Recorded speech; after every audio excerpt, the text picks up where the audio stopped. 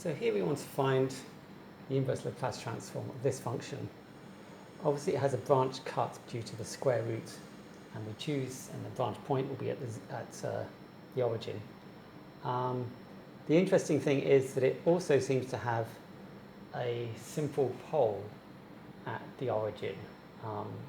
So we expect when we do the integral around the branch point that it will not be 0. So this is quite an interesting example. So our system looks like this. As usual, we do this sort of contour. Let's see. Minus R, minus R. Clearly, as s goes to infinity, modulus of s goes to infinity, this is going to go to 0. So these integrals along here will go to 0. So we end up with, the thing we're interested in is limit as r goes to infinity, epsilon goes to 0, delta goes to 0, where this is radius epsilon, this distance here is delta, and epsilon is less than 1, much less than 1, delta is much greater than epsilon.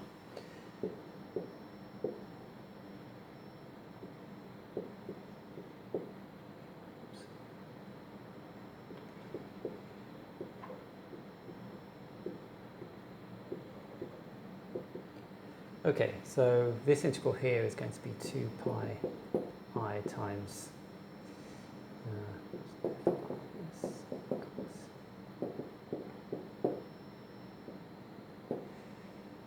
f of t, the thing we want, and we'd have an integral from here to here, infinity to 0, ds equals minus dr, hence the minus sign. We've got we've actually got another minus sign from here, so that gives us a plus when we do dr. We've got e to the minus rt from this, and then the important one is this. So this is going to be e to the minus a, and then we've got the square root of r. So along here, s is r e to the I pi, and here s is r e to the minus I pi. So when we take the square root of e to the I pi, we get e to the I pi by 2, which is plus I. When we do the same integral back along here, the only difference would be that this is going to be a plus sign here. Otherwise, we get, so we end up with a plus sign because it's a minus from this and a minus from this, so we end up with 0 to infinity of e to the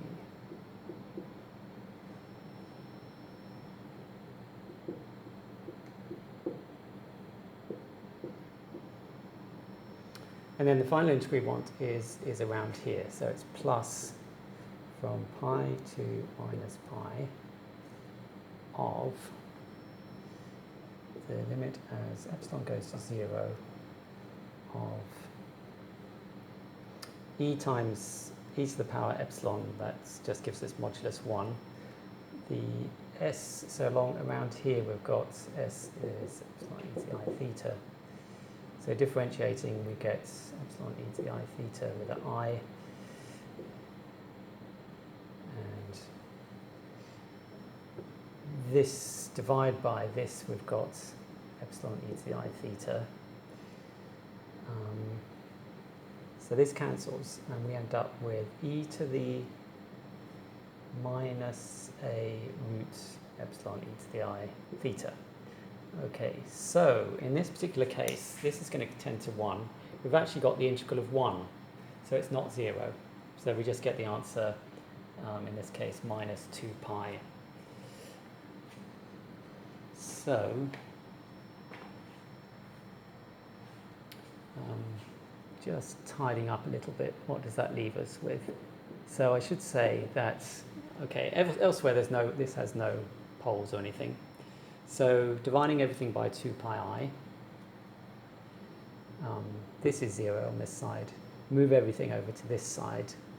This will give us minus 2 pi I. So when we divide by 2 pi I, we get just minus 1. Move it onto this side, we get 1. So it's 1.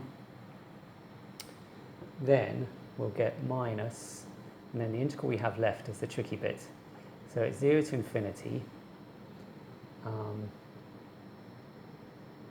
e to the minus r, and then we've got this integral, e to the I a root r, minus e to the minus a root r. And we're dividing by 2 pi I. So we can put the pi outside and we've got 2i here. Okay, so this is just sine of root r times a.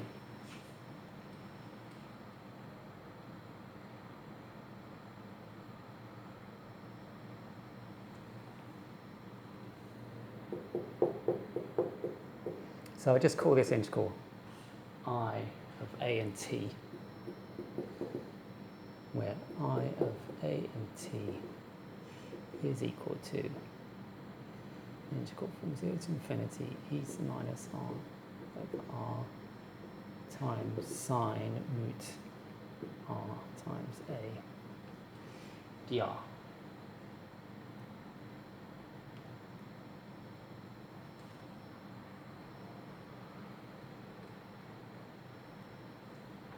So it looks like I need to change the variables. So if I make root r times a equal to u, then that gives me e to the minus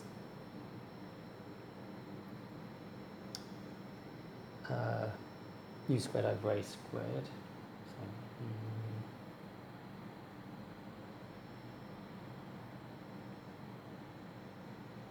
change my mind. I'll just make root r equal u. Okay, so this gives me e to the minus u squared t over u squared and times sine au, and then du then is equal to dr over root r half. So dr is 2u du. So we've got 2 here, and this cancels that u.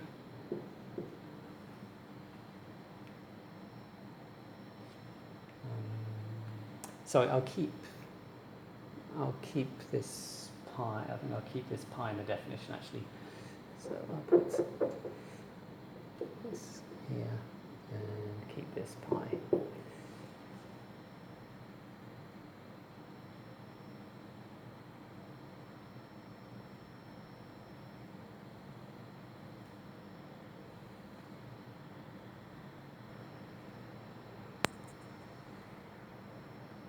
So the trick here is to notice that it's use the differentiation under the integral trick.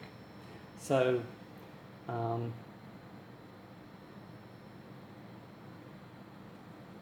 if I define J of t to be, you notice if I differentiate something, okay, if I were to have the function cos au and differentiate, if I were to differentiate sine of au with respect to a, that would bring down a u, bring it out a u, which would then cancel this u below.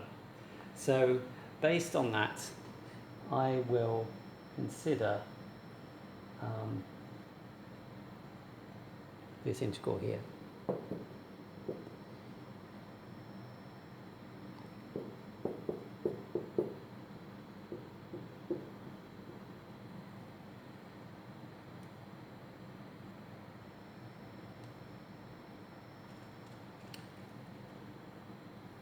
And note that if I differentiate I with respect to A, then this will give me cos AU times U, which cancels this U, and that gives me this, and okay, I forgot the factor of pi, so I'll just put that factor of pi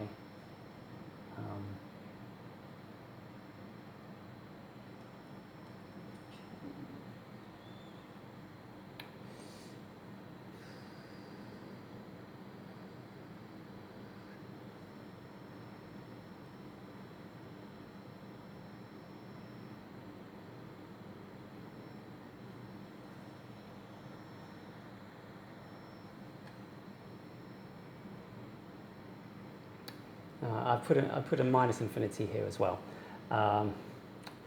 So I end up with 2j over pi.